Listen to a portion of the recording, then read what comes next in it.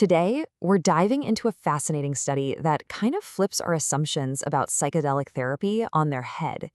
It turns out the way these treatments actually work might be completely different from what we've all been thinking.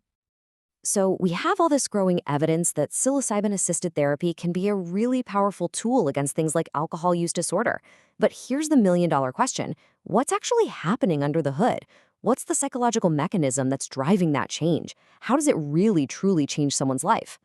To try and answer that, a recent study from a team of researchers decided to focus on something really fundamental to who we are, our personal values. Now, we're not talking about fleeting opinions, like your favorite movie or something. Personal values are the deep-seated principles that guide our decisions, day in and day out. They're pretty much the bedrock of our character.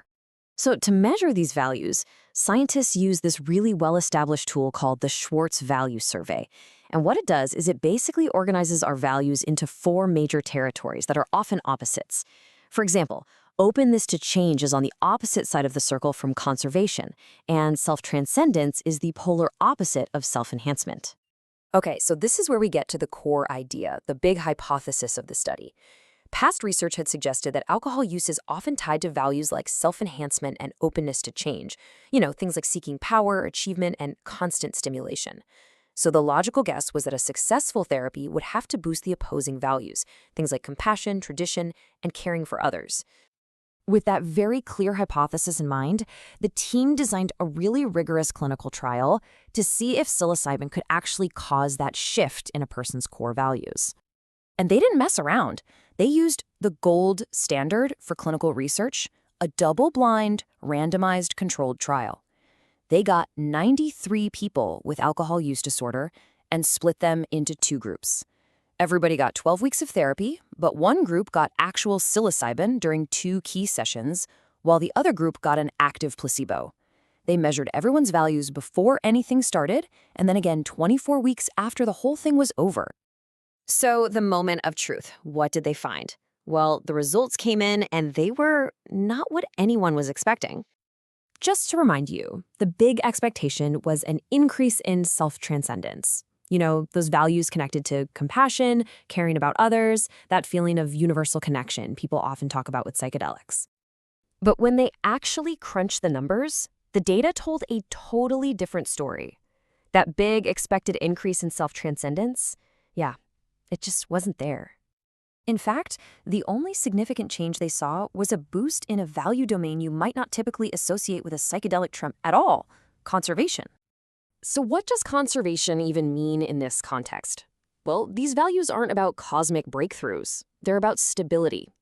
The people who got psilocybin started to place a higher importance on things like tradition, family security, social order, and moderation, which, when you're talking about recovering from addiction, that kind of makes sense, right? A desire for a more stable, predictable, and secure life. Okay, so that finding was a real curveball, but it immediately brought up an even bigger question about what was really going on. The next logical step, of course, was to connect the dots. The therapy was working, and it was increasing these conservation values. So that value change must be the reason people were drinking less. It seems totally obvious, right? Well, in what is an even bigger twist, the answer was a flat-out no.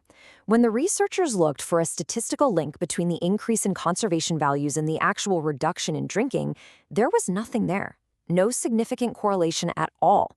The 2 things were happening at the same time, but one wasn't causing the other. And the researchers say it just that plainly in their conclusion.